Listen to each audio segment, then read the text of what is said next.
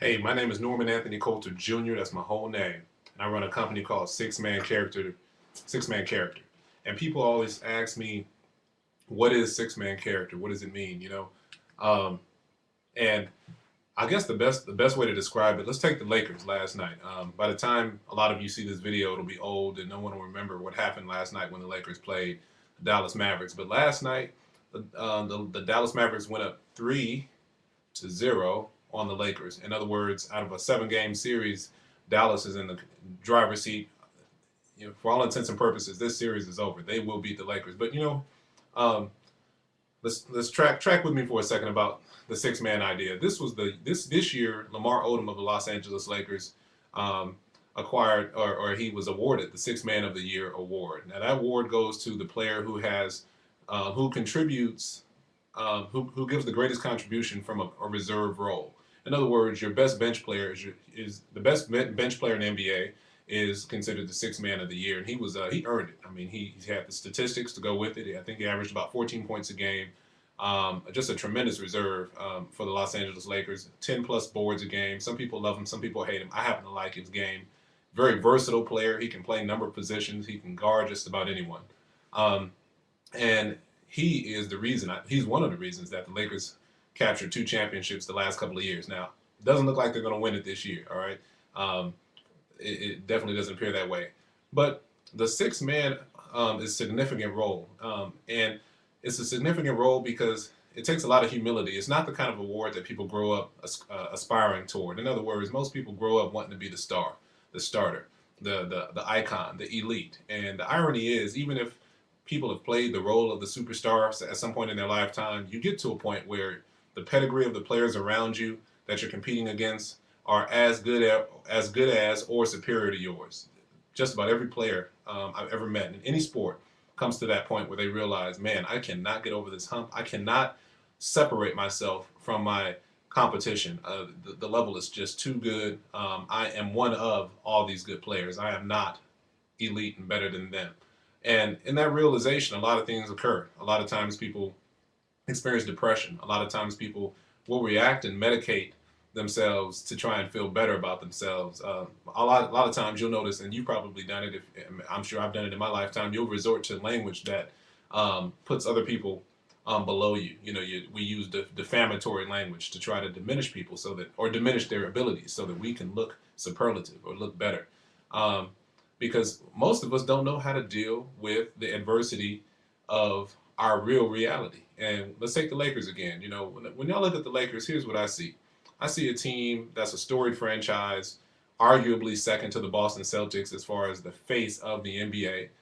With all of its problems, with all of the drama the Lakers have, I guess, attracted over the years and generated for themselves, they are an icon franchise. And they have been successful tangibly, right? They've got, I think, 16 championships throughout their existence.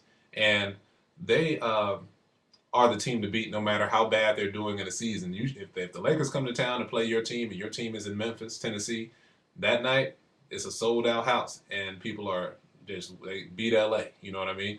It's like that. But one thing I can say about them when I was watching them last night is that they didn't appear to have an advantage. They didn't appear to have um, an awareness of why they were struggling against this team. And it's been like that for the last 3 games. That's one thing I've noticed about them. Despite having Kobe Bryant and Derek Fisher, veterans who know what I always say, they know what a real basketball tastes like. They know how to manage situations. They're masters of it. But not even they can generate what's needed um, to get their team over the hump. And they've been in most of those games. Um, that timer means I'm supposed to stop talking right now, but I'm not going to stop talking. I'm going to finish this video.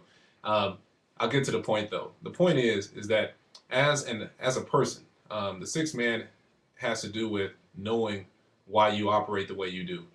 We don't look at our motives oftentimes. We don't evaluate our anger issues that we have, our disappointments. See, we expect the world to turn out a certain way. We get up in the morning and we expect certain things to happen. When those expectations aren't met, that's when we get angry. We don't submit to the truth. Submission, a very unpopular word. It's viewed negatively, right? I'm not submitting to anybody. I want to be in control, right? This is almost a mantra in our society today.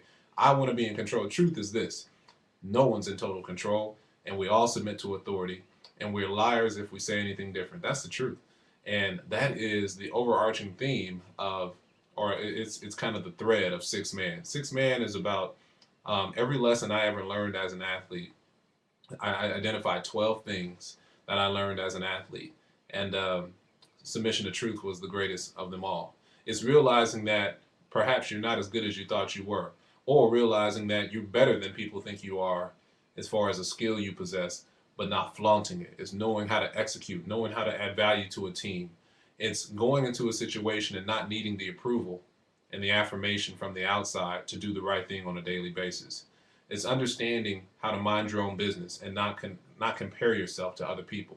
The sixth man entails responsibility and learning that sometimes it's better to blame yourself than to blame others, because you can only control what's in your control.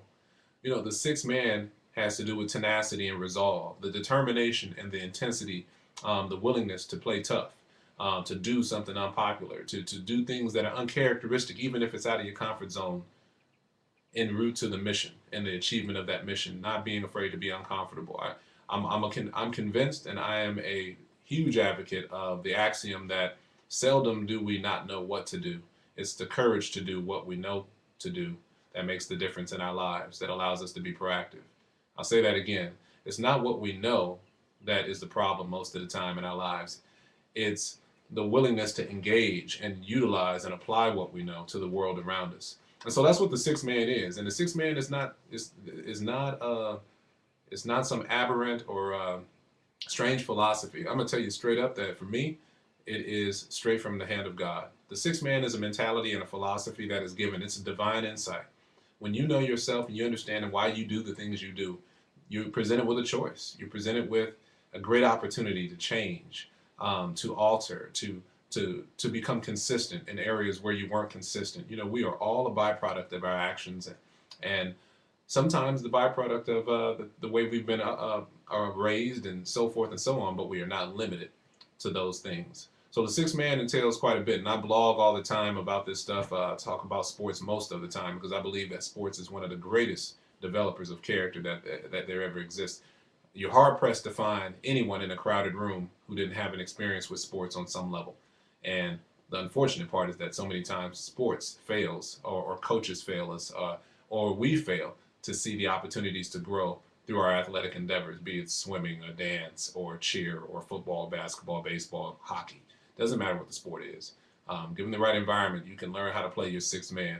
And that's what I talk about. So hope you get something out of that. That's a 7-minute video. Man, it just became an 8-minute video. Thanks for listening. God bless you. Sixthman.com. Any day of the week you want to do it. All right.